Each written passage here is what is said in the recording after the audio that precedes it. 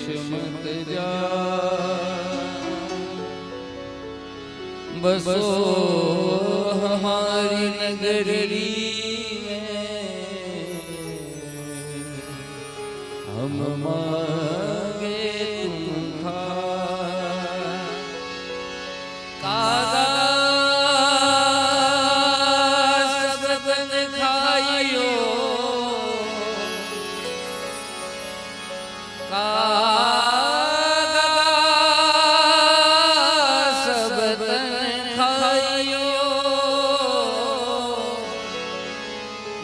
रतन कहियो दोने नामक खाइयो मोहिया दर्श किया। शास्त्री जी थोड़ा ज समय अंदर अपना कथा मंडप में વધારશે એટલે જેટલા પણ ભક્તજનો હોય તે આપણે શાસ્ત્રીજી જ્યારે કથા મંડપમાં વધારે ત્યારે ઊભા થઈ અને એમનું સ્વાગત કરીશું। તો જેટલા પણ અમૃત કુંજ રેસિડેન્સી પરિવારના સદસ્યો હોય એને જલ્દીથી જલ્દી વિનંતી કથા મંડપમાં વધારે કથાનો દોર શરૂ થવા જઈ રહ્યો છે।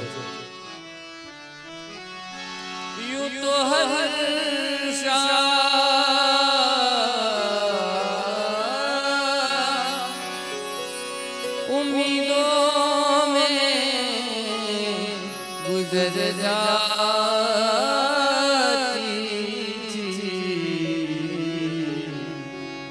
आज कुछ बात है जो शाम पे रोना आया ए अंजाम पे रोना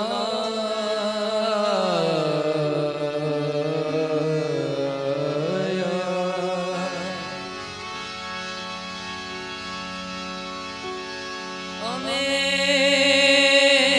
तो रात ने दिवस तुम्हारा गुण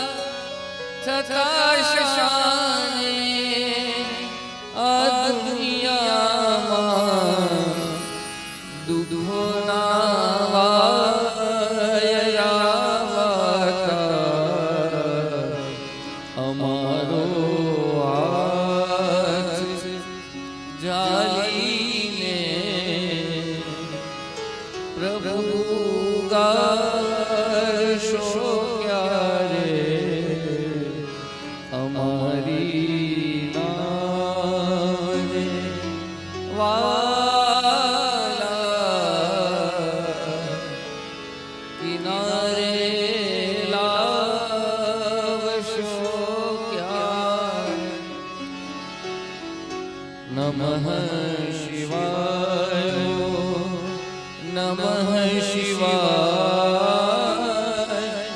हर हर बोले नमः शिवाय नमः शिवाय नमः शिवाय हर हर बोले नमः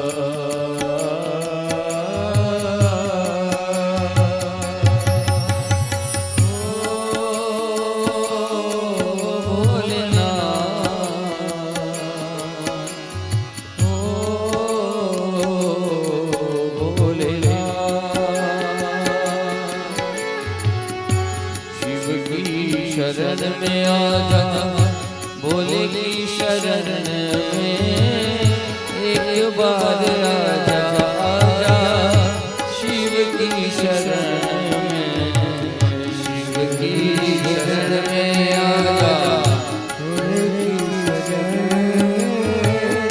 एक बार आजा, शिव की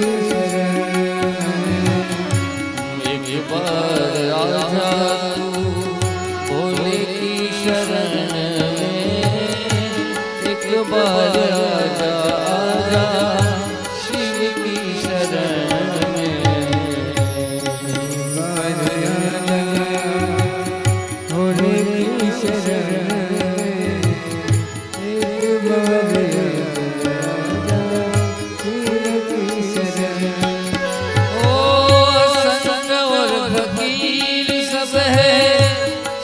की शरण में, साधु और फकीर सब है शिव की शरण में, संत और फकीर है शिव की शरण में, और फकीर है भोले की शरण में, शिव की शरण में आजा, भोले की शरण में एक बार आजा, शिव की शरण में एक बार आजा, भोले की शरण में एक बार आजा, भोले की शरण में एक बार आजा आजा, भोले की शरण में एक बार आजा, भोले की शरण। नमोस्तुते व्यास विशाल बुद्धे, फुल्लारविंद यतपत्रनेत्रये, दया भारत तैर्पूर्ण प्रज्वालितो ज्ञानमय प्रदीपः, प्रज्वालितो ज्ञानमय प्रदीपः।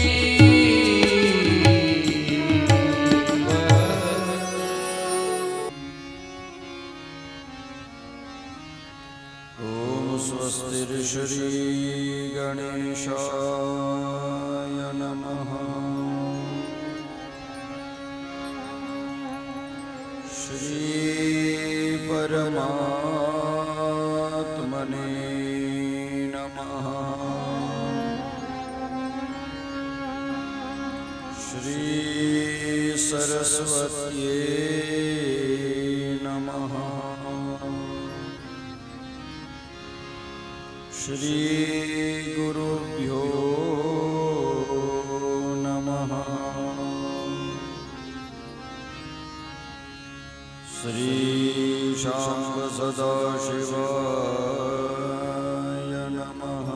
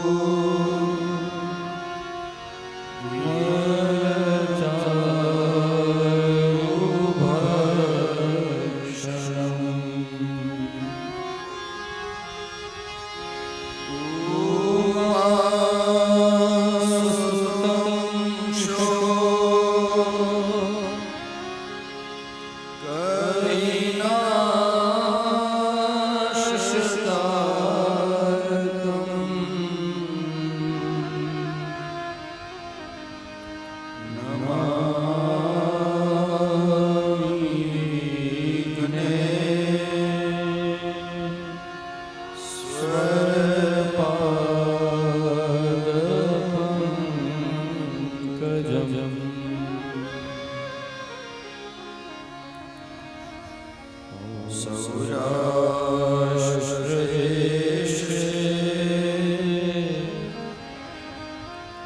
વિશદે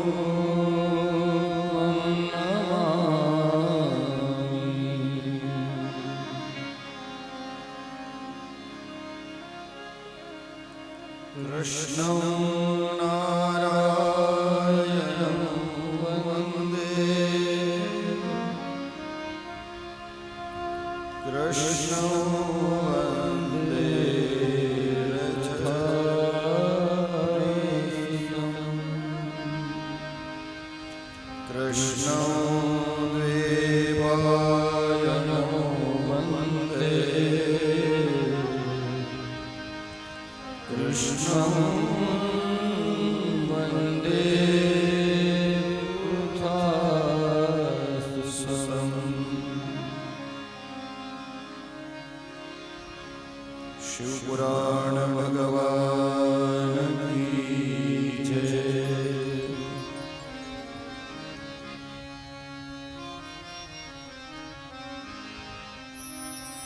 આવો 2 મિનિટ માટે ભગવત સ્મરણ કરીએ અને પછી કથાની અંદર પ્રવેશ કરીએ.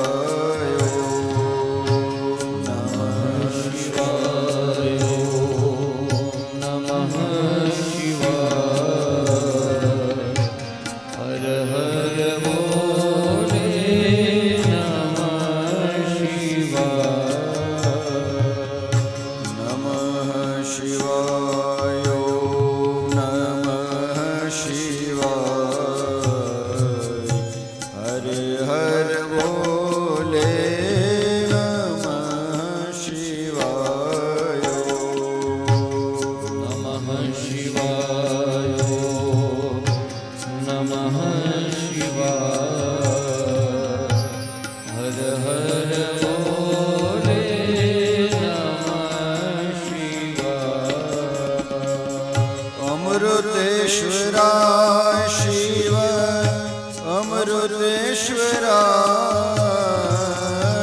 અમૃતેશ્વરાય શિવ અમૃતેશ્વરાય અમૃતેશ્વરાય શિવ અમૃતેશ્વરાય અમૃતેશ્વરાય શિવ અમૃતેશ્વરાય હર હર બોલે નમઃ શિવાય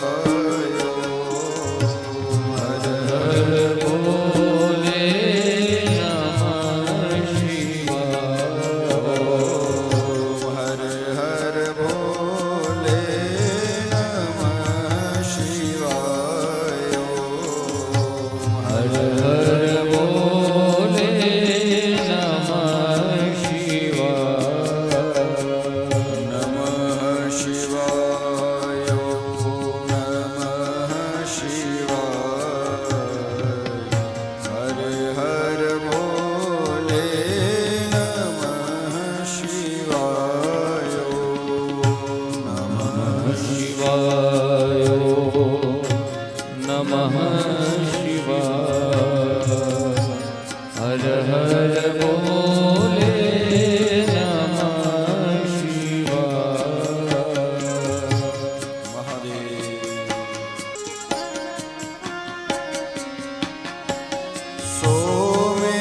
સોમેશ્વરાય શિવ સોમેશ્વરાય સોમેશ્વરાય શિવ ઓમેશ્વરાય સોમેશ્વરાય શિવ સોમેશ્વરાય સોમેશ્વરાય શિવ સોમેશ્વરાય હર હર બોલે નમઃ શિવાય હર હર બોલે નમઃ શિવાય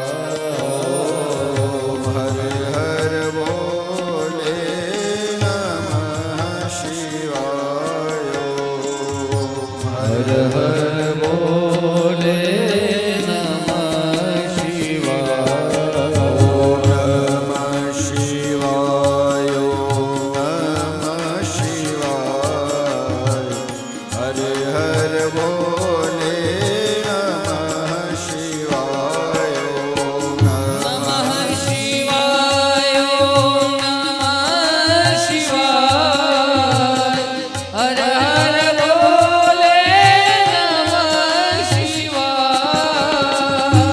નમઃ શિવાય નમઃ શિવાય હર હર બોલે નમઃ શિવાય નમઃ શિવાય નમઃ શિવાય હર હર બોલે નમઃ શિવાય હર બોલે નમઃ શિવાય હર હર બોલે નમઃ શિવાય હર હર બોલે નમઃ શિવાય હર હર બોલે નમઃ શિવાય હર હર બોલે નમઃ શિવાય હર હર બોલે નમઃ શિવાય હર હર બોલે નમઃ શિવાય હર હર બોલે નમઃ શિવાય બોલો શિવ પુરાણ ભગવાન કી અમૃતેશ્વર મહાદેવ કી કર્મનાથ મહાદેવ કી સોમનાથ મહાદેવ કી આદિ શક્તિ અંબે માત કી જગદંબે માત કી જય શ્રી સદગુરુદેવ કી જય બાલકૃષ્ણલાલ કી જય ઓમ નમઃ પાર્વતી પતયે હર હર મહાદેવ હર.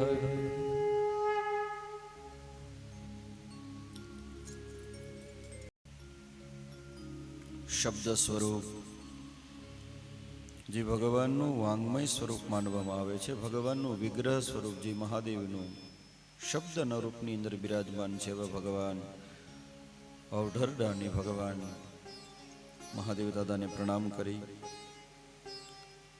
અમૃતેશ્વર દાદાના ચરણોમાં પ્રણામ કરી, સ્થાપિત પૂજિત સર્વ દેવતાઓને પ્રણામ કરી,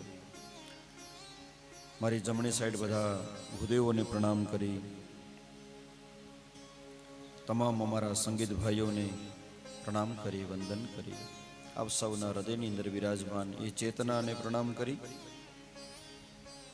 જે મુખ્ય મનોરથી રહ્યા છે ભગવાનની કૃપાથી આ અવસરે એને આંગણે આવ્યો છે એવા અખંડ સૌભાગ્યવતી ચંપાબેન, ભીખાભાઈ રામાણી એવં શ્રીમતીજી અસ્મિતાબેન આશીષભાઈ રામાણી, આ પરિવાર દ્વારા આયોજિત આ પરિવારમાંથી એક જે વિખેટો પડેલો જીવાત્મા સ્વર્ગસ્થ સોનલબેન સુરેશભાઈ રામાણી આત્મા કલ્યાણ અર્થે આ કથાનું આયોજનની અંદર નિમંત્રણને બાન આપી તમામ સોસાયટીના તમામ સભ્યો, તમામ સોસાયટીની બહેનો અને મંડળને અને રામાણી પરિવારને આપ સૌને આ પરિવાર તરફથી આપને હર હર મહાદેવ, જય શ્રી કૃષ્ણ, જય ગુરુદેવ. આજે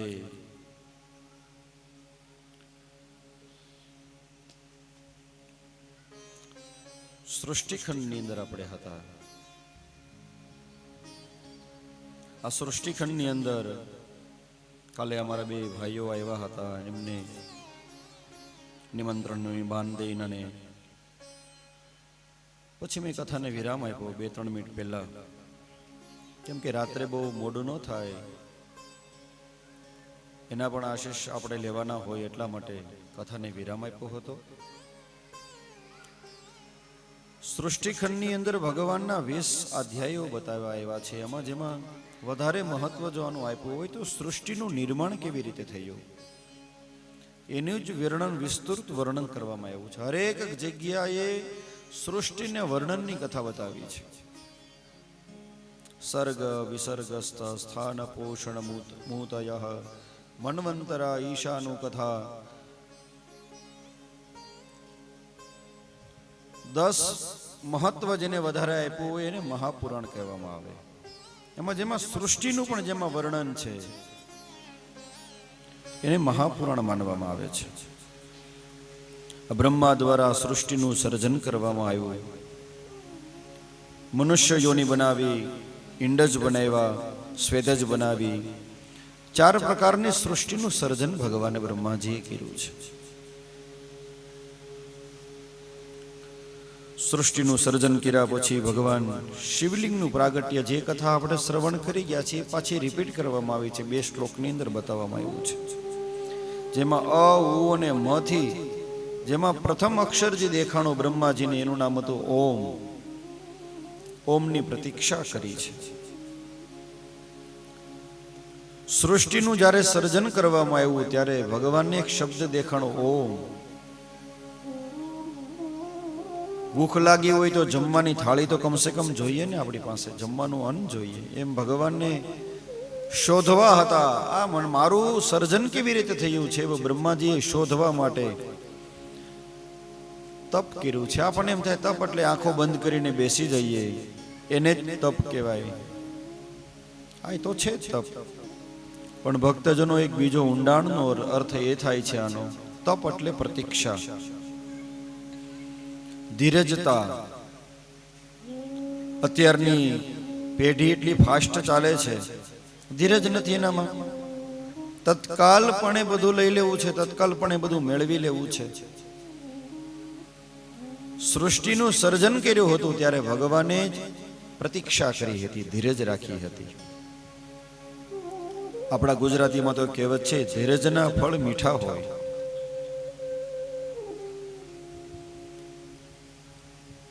ચૈત્રમાં ઉનાળો ચાલે છે એટલે હમણાં કેરી આવશે, પેલા કેરી તો ખાટી આવે, પછી ફળ એનું મીઠું આવે. એમાં ખાતર નાખવું પડે, એનો દાબો નાખવો પડે, એમાં ઘાસપૂસ પધરાવવું પડે, કોથળા ઉપર પાથરવા પડે, ત્યારે પાકે બરાબર. પરિપક્વ ત્યારે થાય. પરિપક્વતા જ્યાં સુધી ન આવી હોય ત્યાં સુધી કોઈ પણ કાર્યને આગળ વધારવાનો પ્રયાસ ન કરવો જોઈએ. આ સૃષ્ટિનું જ્યારે સર્જન કર્યું હતું ભગવાન બ્રહ્માજીએ, ત્યારે એને પણ ધીરજ રાખી હતી. એનો મતલબ એવો થાય છે કે ધીરજ રાખવી જોઈએ, આપણે પ્રતીક્ષા કરવાની. તત્કાલપણે કોળિયો સીધો મોઢામાં પધરાવીને ગળી ન જવાય, એને બરાબર ચાવવો પડે. અને જો એમને ગળે ઉતારી જઈએ ને માતા હો તો એ અપચો થાય. અરે પેટ બગાડે, અરે એનાથી વિશેષ ડાયરિયા થઈ જાય, તકલીફ પડે. એનો મતલબ એવો થયો કે કોળિયાને અન્નને બરાબર જો ભીતરમાં પધરાવવો હોય, ઉદરમાં પધરાવવું હોય, એનામાંથી લોહી બનાવવું હોય, એમાંથી પરુ બનાવવું હોય, એમાંથી અસ્થિ મજ્જા આ બધું બનાવવું હોય તો ભક્તજનો બરાબર અન્નને ચાવવું પડે. એવી રીતે ભગવાન બ્રહ્માજીએ ખૂબ પ્રતીક્ષા કરી છે. પોતાના શરીરમાંથી મહાદેવ દાદાએ ડાબા અંગમાંથી બ્રહ્માજીને ઉત્પન્ન કર્યા છે અને જમણા અંગમાંથી વિષ્ણુ ભગવાનને ઉત્પન્ન કર્યા છે. ક્યારેય પણ ભક્તજનો આ ત્રણ દેવોમાં ઉચ્ચ નીચનો ભેદ ન કરવો જોઈએ, કેમ કે એક જ શરીરમાંથી બંને ઉત્પન્ન થયા છે. કોઈ નાના નથી, કોઈ મોટા નથી. ક્યારેય પણ એકબીજામાં હરિ ને હરમાં ક્યારે ભેદ ન જોવો મારા વાલા. જે હરિ ને હરની અંદર ભેદ જોવે છે, રુદ્રો ભક્તો નરો યસ્તુ તવ નિંદા કરિષ્યતિ. જે બ્રહ્મામાં, વિષ્ણુ અને મહેશમાં ત્રણની નિંદા કરે છે, તસ્ય પુણ્યમ ચ અખિલમ દ્રુતમ ભસ્મ ભવિષ્યતિ. શિવ પુરાણ એવું કહે છે માતાઓ કે એના તમામ પુણ્યો તત્કાલપણે નષ્ટ થઈ જાય છે. ત્રણેય દેવોની અંદર ક્યારેય ઉચ્ચ અને નાના મોટાનો ક્યારેય ભેદ ન જોવો, ત્રણેયની સમાન જોવો. નરકે પતતમ તસ્ય. અરે નરક યોની મળે છે, જીવતા નરક મળે, મર્યા પછી તો મળે, જીવતાય મળે.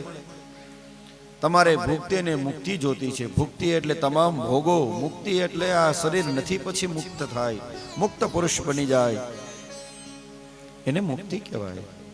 તો ક્યારેય ત્રણ દેવોમાં કોઈ નાનો નહીં, કોઈ મોટો નહીં, બધા સમાનને જોવો. જ્યારે અમે ભાગવતજીના ચરિત્રો ગાતા હોય તો અમને એવું લાગે કે અમને કૃષ્ણ પણ અમને મહાદેવ જેવો લાગે. અને મહાદેવના ચરિત્રો જ્યારે ગાતા હોય ભક્તજનો, ત્યારે મહાદેવમાં અમે કૃષ્ણના દર્શન કરતા હોઈએ છીએ. આ ધર્મના, આ સંપ્રદાયના આપણે નથી એટલે આપણે એની નિંદા કરવી એવું નહીં. આપણે ભલે ને વૈષ્ણવ હોઈએ, પણ જ્યારે મહાદેવના મંદિરની બાજુમાંથી નીકળીએ તે મહાદેવને મસ્તક ઝુકાવીએ. આપણે સ્વામિનારાયણ સંપ્રદાયની અંદર પણ એવું છે, ભલે ને આપણી સંપ્રદાયમાં ન હોય, પણ જ્યારે બાજુમાંથી નીકળીએ તો એ મહારાજના ચરણોમાં પ્રણામ કરીએ. બ્રહ્માજીનું અથવા કોઈ જગદંબાનું, હનુમાનજીનું, રઘુનાથજીનું મંદિર જોઈએ તો મસ્તકને ઝુકાવીએ. આપણે ક્યારેય પણ કોઈ દેવનો અપરાધ ન કરશો વાલા. અરે નિંદા પરમો ધર્મ. આપણું ધર્મશાસ્ત્ર તો બતાવે છે કોઈની નિંદા ન કરવી જોઈએ. એમાંય દેવતાઓની તો નિંદા કેમ થાય બાપા? બધા નરક યોની પ્રાપ્ત થાય. અરે આપણું કુળનો સંહાર થઈ જાય આખો. ક્યારેય કોઈની દેવની નિંદા ન કરશો વાલા. એ નિંદા કરવાના કારણેથી આપણું અધોપતન થાય છે. આમાં તો લખ્યું છે નરકે પતતમ તસ્ય તદ શ્વેષા પુરુષોત્તમ. તત્કાલપણે પુણ્ય નષ્ટ થઈ જાય ને નરક યોની મળે છે. ભગવાને આ સંસાર તો બનાવ્યો, સંસારની અંદર સાથે સાથે એક સંકટ કાળ પણ જીવનમાં આવતો હોય છે. ખરાબ સમય જેને કહેવાય, જીવનનો એક પીડિયર આવે આપણો, કે આપણને એમ થઈ જાય કે ખરેખર જીવવું નથી, હાલો હવે આ શરીરનો ત્યાગ કરી દઈએ. ધર્મશાસ્ત્ર ના પાડે છે. પુરાણમાં લખ્યું છે, શિવ પુરાણમાં, જ્યારે પણ સંકટ કાળ તમારો હોય, આર્થિક, માનસિક, શારીરિકથી તમે ઘેરાઈ ગયા હો, તો શું કરવું જોઈએ? તો આમાં લખ્યું છે સર્વેષામ પ્રાણ રૂપશ્ચ ભવત્વમ ચ મમગ્નયા સંકટે ભજનીયો હિ સરુદ્રો મહા નૂર હરે હે. સંકટ સમય આવે તો શું કરવું? ભક્તજનો એક જ કામ કરવું સંકટના સમયમાં, એનું નામ છે ભજન. ભગવાનના સંકટના સમયે ભજનીયોયમ, ભગવાનનું ભજન કરો મારા વાલા, ભગવાનના નામ લો. તમારા ખરાબ સમયની અંદર જોઈને પસાર કરવો છે, તમને ભીતરને સ્પર્શ ન થઈ જાય, તકલીફ ન થઈ જાય, તો તમારું ભજનને વધારો. જે વ્યક્તિ ભગવાનનું ભજન કરશે ને વાલા, દુઃખ એને સ્પર્શ નહીં કરી શકે.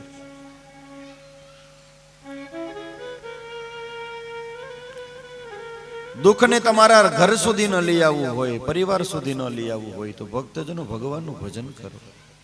અને જેને જેને ભગવાનનું ભજન કર્યું છે, ભગવાનનું કીર્તન કર્યું છે, બધા તરી ગયા છે. અરે જવા દો ને, આપણી મીરાબાઈને યાદ કરું, શું સંકટ કેટલું પડ્યો એના જીવનમાં, શું ભજન ન કર્યું એને? અરે ઝેરનો કટોરો આપ્યો એને, પી ગયા કે હા હા આમાં તો મને અમૃત લાગે કે મારા ભગવાનનું જો ચરણામૃત હોય. કટોરો આપ્યો, લે ભાઈ, કા તો ઠાકોરજીનો પ્રસાદ છે કે ચરણામૃત છે કે ઓહો એ છે, લાવો લાવો, એ તો મારી માટે અમૃત સમાન છે. પી ગયા, કાંઈ ન થયું. સંકટ સમયમાં ભગવાનનું ભજન કરો, ધીરજ રાખો. मीरा पुकारे तुझे गिरिधर गोपाला, मीरा पुकारे तुझे गिरिधर गोपाला, बन गया अमृतमयी विष का भरा प्याला, बन गया अमृतमय विष का भरा प्याला, विष का भरा प्याला कौन मिटाए उसे जिसे तूने राख लिया. सभी दुख दूर हुए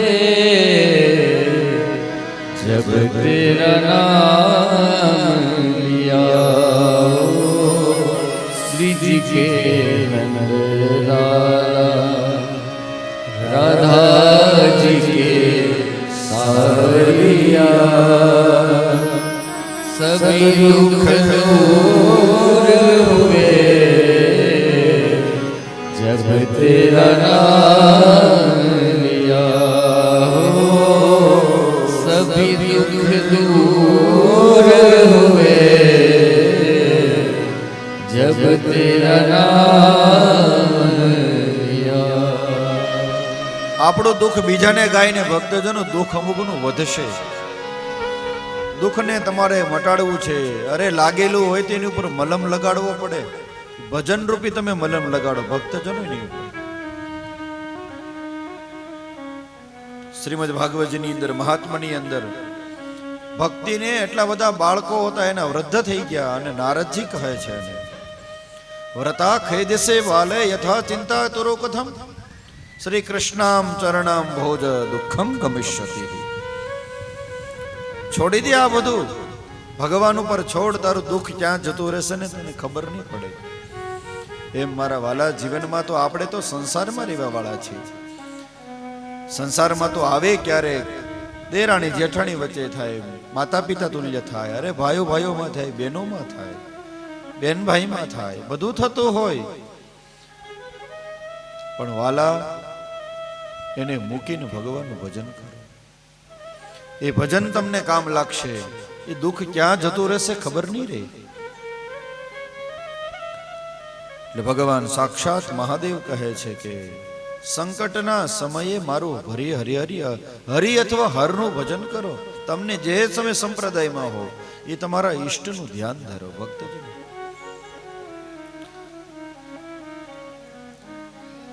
શિવ અને વિષ્ણુ ભગવાનમાં ક્યારેય પણ મતભેદ ઉત્પન્ન ન કરો. જ્યારે જ્યારે કાંઈ તકલીફ થાય તો ભક્તજનો શિવાલય જતા રહ્યો.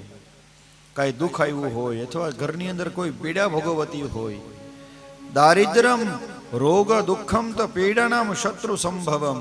અરે રોગથી ઘેરાઈ ગયા હો, પીડાથી ઘેરાઈ ગયા હોય, તમારા શરીરમાં કાંઈ શરીર અસ્વસ્થ રહેતું હોય, મહાદેવના શરણમાં જાઓ.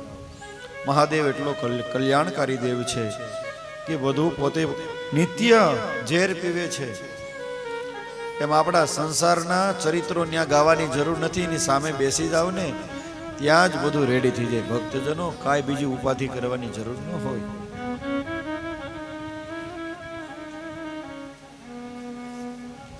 અરે આપણે ખાલી પૂજા કરીએ એમ નહીં, બધા ઋષિઓ મહાપુરુષો પણ ભગવાન શિવની પૂજા કરે છે, નિત્ય ભગવાનનું યજન કરે છે. ઇન્દ્ર દેવતા છે તે સુવર્ણની પૂજા કરે છે. ભગવાન પિતાંબર એટલે ભગવાન ગુરુ મહારાજ છે, મણિની શિવલિંગની પૂજા કરે છે. વરુણ દેવ છે, શ્યામ વર્ણની શિવલિંગની પૂજા કરે છે. વિષ્ણુ ભગવાન છે, એ પણ ભગવાનની પૂજા કરે છે. બ્રહ્મા છે, સુવર્ણની રજતની પૂજા કરે છે. વિશ્વદેવ છે, ચાંદીની શિવલિંગની પૂજા કરે છે. વસુદેવ છે, પિત્તળની શિવલિંગની પૂજા કરે છે. તમામ દેવી દેવતાઓ અન્ય કારણથી ભગવાનની પૂજા કરતા હોય છે. તો બધા જો આ દેવતાઓ પૂજા કરતા હોય, માતાઓ, તો આપણે કેમ ન કરાય? શિવલિંગના બે પ્રકાર માનવામાં આવ્યા છે. પેલું છે સ્થૂળ અને સાયોજંતર. બે પ્રકાર માનવામાં આવ્યા છે. આપણે સ્થૂળ એટલે આપણને દેખાય, એને સ્થૂળ કહેવાય. અને આપણને દેખાતું નથી, એક એવું પણ એક શિવલિંગ છે. એ અદ્રશ્ય રૂપમાં છે. એ અદ્રશ્ય રૂપમાં પણ ભગવાનને, જેને આપણે અચલ કહીએ છીએ ને ચલ કહીએ છીએ, નિર્ગુણ ને સગુણના રૂપમાં ભગવાનની પૂજા થાય છે.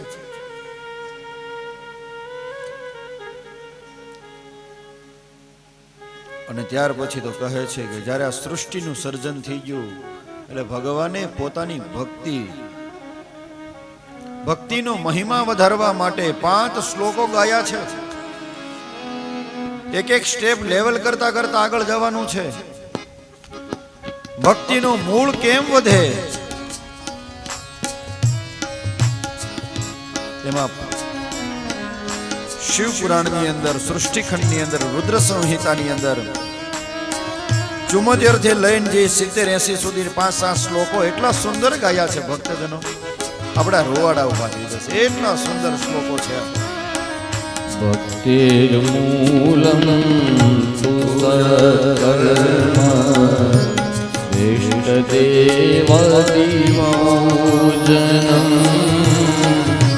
તન્મૂલમ સદગુરુ પ્રોક્ત તન્મૂલમ સંગતિ સદા તન્મૂલમ સંગતિ સદા. કોઈ આપણને પૂછે કે ભક્તિ મારે વધારવી છે, ભક્ત માણા છે, એને ખબર કેમ પડે આપણને? આ બધા ગ્રંથોને વાંચો ને ભક્તજનો, તો તમને ખ્યાલ આવશે.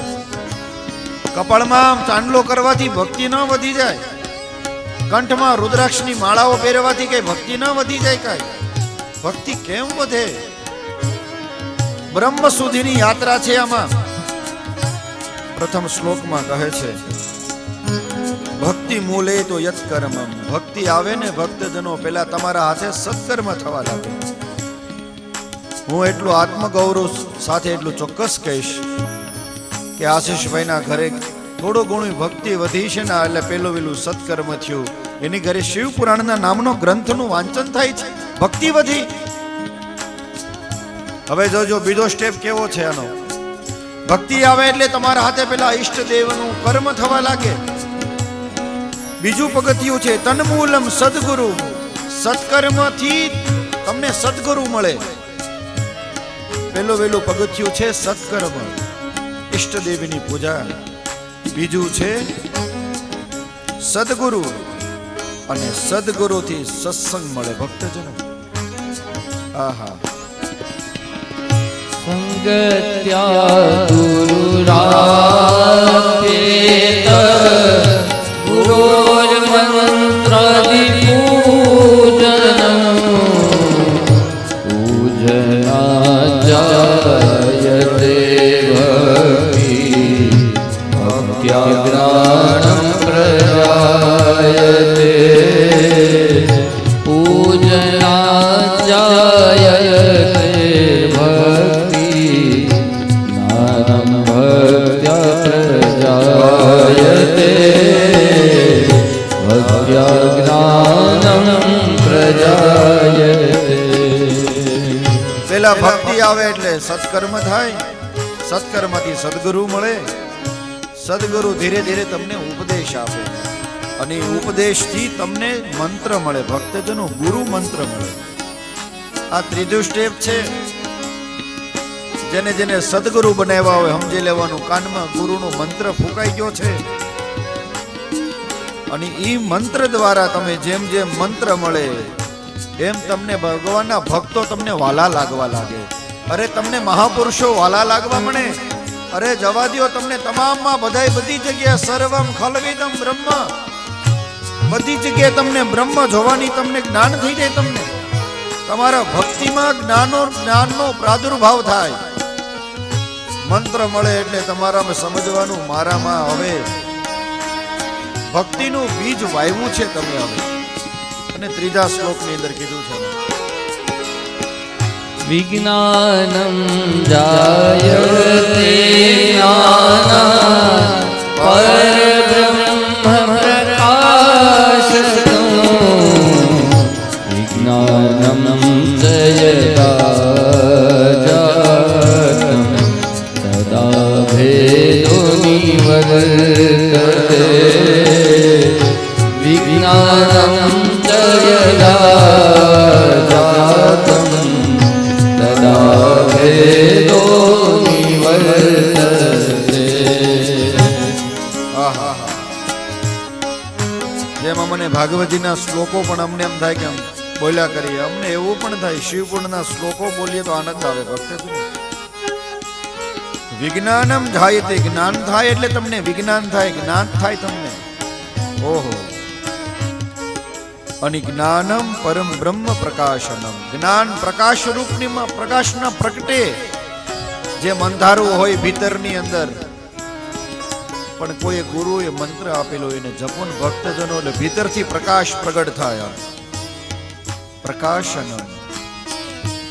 અને વિજ્ઞાન દ્વારા, એ જ્ઞાત દ્વારા તમને બધું જેની પ્રત્યેનો મતભેદ હોય મેદભેદ નાશ થઈ જાય. અને નાશ થવાના કારણેથી, અને ચોથા શ્લોકમાં કીધું છે ભેદે નિવૃત્તે સકલે દ્વંદ્વ દુઃખ વિહીનતા દ્વંદ્વ દુઃખ વિહીનસ્તુ શિવરૂપો ભવત્યસો દ્વંદ્વ દુઃખ વિહીનસ્તુ શિવરૂપો ભવત્યસો. સદગુરુએ મંત્ર આપ્યા એટલે મેં જેપા. અમારા ગુરુ મહારાજના મંત્ર છે ને ભક્તજનો 5 લાખ જપવા પડે. જે કોઈ ભગવાનના ભક્તના 5 લાખ કોઈ મંત્રના જપ કરી જાય ને, એટલે ભીતરમાં પ્રકાશ પ્રગટે. ભીતરમાં પ્રકાશ પ્રગટે ને સુખ અને દુઃખની તમને દ્વંદ્વ જે રહેતું હોય બધા પ્રત્યેનો એ નાશ થવા લાગે. અને જેવો બધા પ્રત્યે દ્વંદ્વ નાશ થઈ જાય, ભેદ બુદ્ધિ નષ્ટ પામી જાય, અને ત્યારે કીધું છે આમાં શિવ રૂપો ભવત્યજો. અંદરમાં સાક્ષાત શિવ પ્રગટે તમારા ભીતરમાં. અને શિવ પ્રગટે તો શું થાય? તો છેલ્લા શ્લોકમાં કીધું છે દ્વંદ્વા પ્રાપ્તો ન જાયેતા સુખ દુઃખે વિજાનત વિહિતા વિહિતે તસ્ય ન સ્યાતાં ચ સુરર્ષય વિહિતા વિહિતે તસ્ય નશ્યતાં ચ સુરર્ષય નશ્યતાં ચ સુરર્ષય. ભેદ બુદ્ધિ જેવી નષ્ટ થાય ને, કોઈની ઉપર રાગ ન રહે, કોઈની ઉપર દ્વેષ તમને ન થાય. રાગ ને દ્વેષ બધું જ તમારું મટી જાય. જેની ઉપર કોઈ દી કાંઈ દુઃખ જ ન થાય. ગમે એમ તમે કયો ને એને તુકારે બોલાવો તો દુઃખ ન થાય, એને ધક્કો મારો તો દુઃખ ન લાગે, કશું જ નહીં. આ ભેદ બુદ્ધિ નષ્ટ પામી જાય ને એટલે ભીતરની અંદર સાક્ષાત મહાદેવનું પ્રાગટ્ય થઈ જાય. જેમ નંદ ઘેર આનંદ ભયો જય કનૈયા લાલ કી, જેમ કરીએ ને ભક્તજનો અંદર પધારી જાય, એમ તમારા હૃદયમાં મહાદેવ પણ પ્રગટી જાય. મહાદેવ પ્રગટવાની આપણી યાત્રા છે.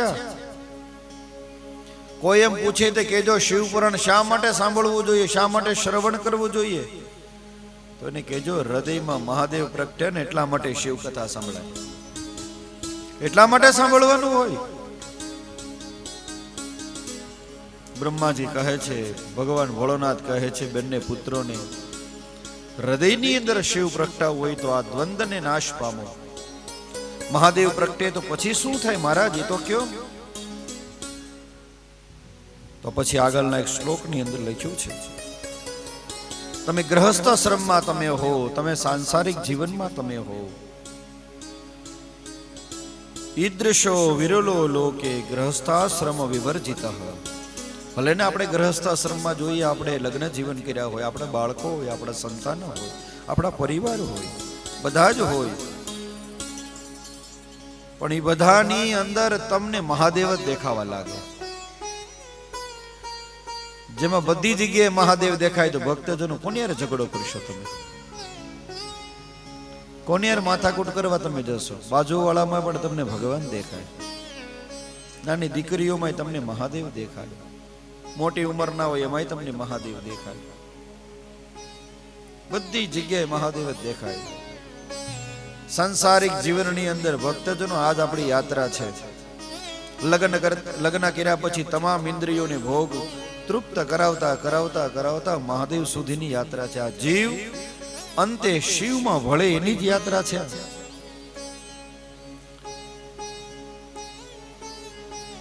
હવે દર્શન બધી જગ્યાએ તીર્થ, અરે જવા દ્યો, જેના ઘર હૃદયની અંદર શિવ પ્રગટી ગયું છે. તો આમાં તો લખ્યું છે, યદી લોકે ભવસ્મિન દર્શનાત પાપ હારકા. એવા વ્યક્તિ તમને જો કોઈ મળે, એના એવા મહાપુરુષના ચરણનો તમે સ્પર્શ કરી જાઓ, એવા જ્ઞાની વ્યક્તિના તમે ચરણનો સ્પર્શ કરી જાઓ.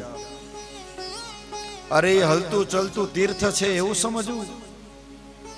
એ ઘરે વ્યક્તિ નથી આવતો, તમારી ઘરે તીર્થ આવે છે. અરે કૈલાસ આવે, એ કૈલાસ તમારા ઘરના આંગણાની અંદર આવે. ભક્તજનો હાલતું ચાલતું કૈલાસનું તીર્થ સમજવું એને.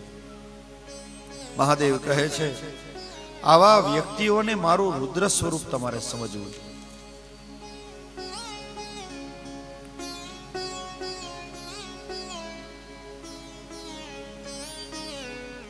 હૃદયની અંદર પ્રગટે મારો મહાદેવ.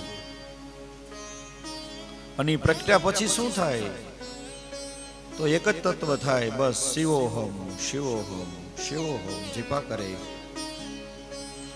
અમારા સુદામજી ભગવાને બધું જ એને આપી દીધું, આખું જીવન જય શ્રી કૃષ્ણ, જય શ્રી કૃષ્ણ, જય શ્રી કૃષ્ણ નામ જપ્યા ને પછી ભગવાનની પૌવાની પોટલી ની બધું આપણે કથા તો શ્રવણ કરી છે, પણ ભગવાનની જે અખાધ સંપદા એને આપી.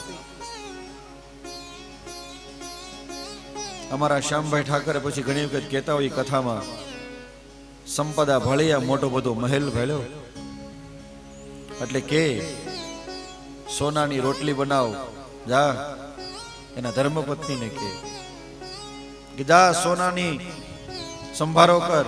કે આવું બધું થોડું થાય મહારાજ, કે ખચી ગયો છે કે શું? કે તો હું તને એ જ કહું છું કે એની રોટલીઓ ન બને તું બધાને આપજે. જેમ સુદામાના હૃદયની અંદર બ્રહ્મ પ્રગટી ગયો હતો ને, એમ આપણા હૃદયમાં પણ મહાદેવ પ્રગટી જશે. ભક્તજનો એની યાત્રા છે આપણી, મહાદેવ સુધીની યાત્રા છે આપણી. બધી જગ્યાએ તમને બ્રહ્મ જોવા લાગે. શિવપુરાણની અંદર એક મેં શ્લોક પણ ટાંક્યો છે, 4 જગ્યાએ માથામાં તેલ ન નાખવું જોઈએ. ક્યારે ક્યારે ન નાખવું જોઈએ? પહેલી જગ્યાએ શ્રાદ્ધે, શ્રાદ્ધે ચ ગ્રહણેશ્ચેવો, શ્રાદ્ધ ક્રિયા થતી હોય ત્યારે ન નાખવું. બીજી જગ્યાએ ગ્રહણ, જ્યારે ગ્રહણ લાગેલું હોય, સૂર્ય ચંદ્રનું ગ્રહણ લાગેલું હોય ત્યારે ન નાખવું જોઈએ. બીજી જગ્યાએ તમે ઉપવાસ કર્યો હોય કાંઈ, ત્યારે માથામાં તેલ ન નખાય. પ્રતિપદા, પ્રતિપદા એટલે એકમના દિવસે તેલ ન નાખવું.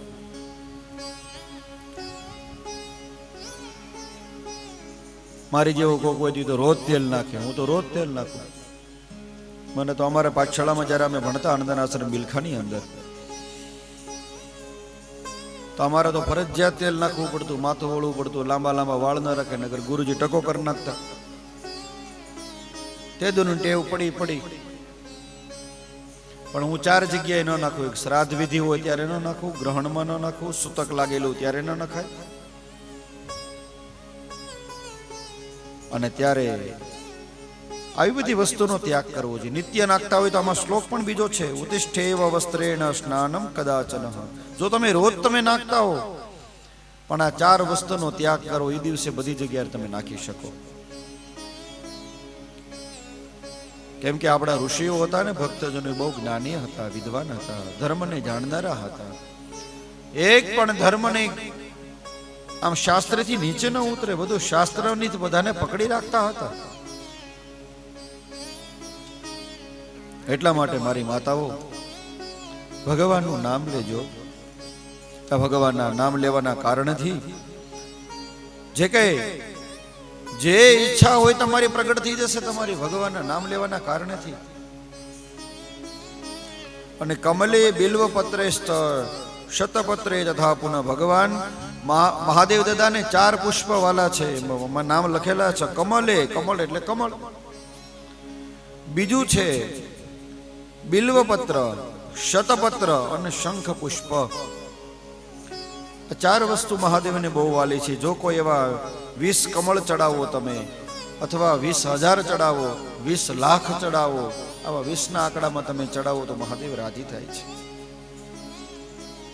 કોઈની લક્ષ્મીની પ્રાપ્તિ કરવી હોય તો મહાદેવ ઉપર તમે રોજ કમળનું અર્ચન તમે કરો, 108, 1008, તો શુભ લક્ષ્મીની પ્રાપ્તિ થાય. ઘરમાં લક્ષ્મી ન ટકતી હોય, આ ઘણા બધાનો પ્રશ્ન છે કે મહારાજ બધું બરાબર છે, પણ ઘરમાં પૈસા જ નથી રહેતા, વહી જાય છે.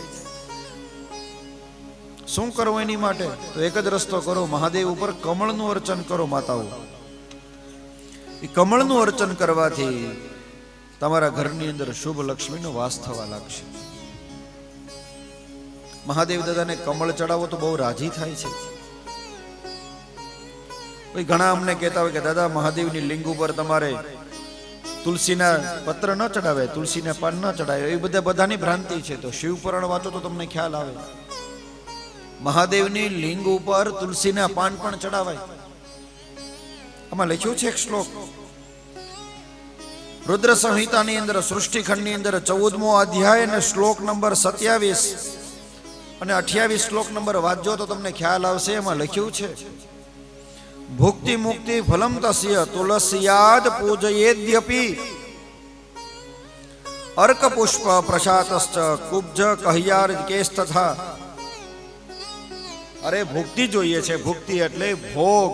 બધી ભોગની વૃત્તિઓ તમારે જોતી છે સાંસારિક જીવનની, અને છેલ્લે અંતિમ સમયે મુક્તિ જોતી છે. તો ભગવાનના શિવલિંગ ઉપર તુલસી તમે ચડાવો, અર્ચન કરવામાં આવે. પછી એમને કે દાદાએ કીધું છે કાલો તુલસીનું પાન બિલીપત્ર મૂકી દો ને પછી તમે તુલસી ચડાવો મળે, એવું નહીં. અર્ચન કરવાનું. અર્ચન એટલે બ્રાહ્મણને બોલાવી અને એની ઉપર 1008 જેમ આપણે સત્યનારાયણની કથા કરીએ અને કેમ 1008 તુલસીના પાન ચડાવી, એવી રીતે એને અર્ચા પૂજા કહેવાય. અર્ચા પૂજા, એ અર્ચા પૂજા કરવામાં આવે.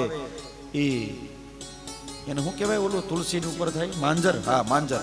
માંજર સાથે ચડાવવાના, એવું નથી નહીં ખાલી પાન. માંજર સાથે જો ચડાવવામાં આવે તો મોક્ષ પણ મળે છે. ભક્તજનો, મોક્ષની આકાંક્ષા હોય તો માંજર પણ ભગવાન ઉપર તમે ચડાવી શકો છો. લાલ પુષ્પ ભગવાનને બહુ વાલું છે. સફેદ પૂદ, મદારનું પુષ્પ, અનામાર્ગ, કહિયાર પુષ્પ, આ બધા પુષ્પના નામ લખ્યા છે આમાં. બધા ભગવાનને ચડાવાય. શમીપત્ર ભગવાનને ચડાવે. શમીપત્ર ભગવાનને બહુ વાલું છે. આમાં ઉલ્લેખ છે શમીપત્રનો. જે વ્યક્તિ ભગવાનની ઉપર શમીપત્ર ચડાવે છે સીધો મોક્ષને પ્રાપ્ત કરે છે. શમીપત્રે તથા મુક્તિ જાયતે પુરુષેણે ચ. શમીપત્ર ચડાવવાથી મુક્તિ મળે છે. અને આ પુષ્પનું તંદુલ એટલે ચોખા. ચોખા ભગવાન ઉપર તમારે ચડાવે. અખંડ ચોખા, ઓલા કટકાવાળાની, આખા ચોખા આવી ભગવાન ઉપર ચડાવે. એની ઉપર ચડાવતું જવાય, ઓમ નમઃ શિવાય બોલતું જવાય. ઘઉં ચડાવી શકો તેની ઉપર તમે. એની ઉપર તમે મગ ચડાવી શકો. એની ઉપર તમે કોઈ પણ ધાન્ય ચડાવી શકો. ભગવાન ઉપર તમે ચડાવી. એક બાજરો એક ન ચડાવાય. બાજરો ન ચડાવો. એક બીજા બધા ધાન્ય ભગવાન ઉપર તમે ચડાવી શકો. અને એનાથી આગળ કરી ભગવાને ધાન્યની વાતો કરી, પુષ્પની વાતો કરી, દેવ સૃષ્ટિનું વર્ણન કરી. અને આપણને નારદજી ભગવાનને પ્રશ્ન કરે છે કે ભગવાન, મેં તો એવું સાંભળ્યું છે કે મહાદેવ દાદાના એક મિત્ર હતા. મહાદેવ દાદાનું સ્થાન ખરેખર કૈલાસ નથી. મહાદેવ દાદા નિત્ય નિવાસ કરે છે કાશીની અંદર. ભગવાન કાશી કેમ છોડ્યું? ભગવાન એ અમને જણાવો ને તમે. કેમ કૈલાસમાં નિવાસ કરવા માટે ગયા? અને કેમ નિવાસ કરવા માટે ગયા? તો એ બ્રહ્માજી કહે છે, હે શૃણુ નારદ, સાંભળ તને. એમ કહીને કહેવા લાગ્યા છે, સાંભળ તું. શૃણુ નારદ વક્ષ્યામિ ચરિતમ શશિમૌલિના. શૃણુ નારદ વક્ષ્યામિ ચરિતમ શશિમૌલિના. યથા જગામ કૈલાસં યથા જગામ કૈલાસં સખીત્વં ધનદસ્ય ચ. સખીત્વં ધનદસ્ય ચ. ભગવાન કેવી રીતે છોડી નહીં ગયા સમજાવો ને. તો ક્યારે કહે છે, હે શૃણુ નારદ, સાંભળ તું. હું તને એક કથા સંભળાવું છું. અરે એ તો શશિમૌલિન છે. ચંદ્ર ધારણ કરનારો મહાદેવ કેમ છોડીને ગયા એ તને કથા સંભળાવું છું. એક જ કારણ હતું, મિત્રના કારણે ગયા હતા. કે મિત્રના કારણે? હા હા, મિત્ર. અરે મહાદેવના મિત્ર છે કોઈ? અરે હા, મિત્ર છે ના. કોણ છે ભગવાન બતાવો ને. તો સાંભળી, એક પેઢીની તારે 3 પેઢીની કથા સાંભળવી પડશે તો તને સમજાશે. અને ત્યારે સાક્ષાત એના દીકરાને નારદને કથા સંભળાવે છે. કૈલાસમાં કેવી રીતે ગયા? એક કાંપિલ્ય નગર હતું. એ કાંપિલ્ય નગરની અંદર એક સોમ યાગ કરનાર એક દીક્ષિત બ્રાહ્મણ રહેતા હતા. વિદ્વાન હતા, વેદને જાણનાર. અરે સોમયાગના દીક્ષિત બ્રાહ્મણ હતા. ભક્તજનો સામાન્ય છે કે નવચંડી 2-5 દિવસનો હવન થોડો છે. આ તો સોમયાગના દીક્ષિત બ્રાહ્મણ છે. હવે તો સોમયાગના દીક્ષિત બ્રાહ્મણો ખાલી આમ વેઢે ગણાય ને એટલા રહ્યા છે ખાલી, જાજા છે પણ નહીં આ પૃથ્વી ઉપર હાલમાં. સ્રોત યાગ વાજપેયી યજ્ઞ કહેવાય, જે અશ્વમેઘ યજ્ઞ કહેવાય, સોમ યજ્ઞ કહેવાય, યજ્ઞિષ્ઠો ચવન યજ્ઞ કહેવાય. આ બધા યજ્ઞો ના બ્રાહ્મણો હવે આ પૃથ્વી ઉપર બહુ ઓછા રહ્યા છે. હવે યજ્ઞ થતા જ નથી. આપણે યજ્ઞમાં જ આપણને ખબર નથી પડતી.